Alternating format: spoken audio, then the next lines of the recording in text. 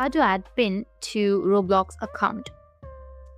So if you want to add a PIN to your Roblox account for extra security, then first you need to open up your Roblox on your browser. So open up your browser and search for Roblox. And once you've searched for Roblox, you need to go with www.roblox.com and you need to log into your account. Click on the gear icon, which will be in the top right corner.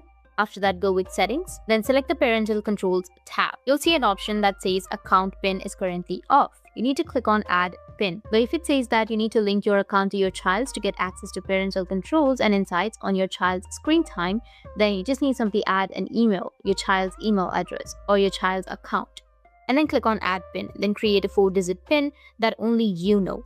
Once it's set, Roblox will require this PIN anytime someone tries to change your settings or privacy options. Make sure to keep it private. Even your friends shouldn't know it. And that's how you can add the secure PIN to your Roblox account. And if you have any questions, feel free to comment below. Thanks for watching.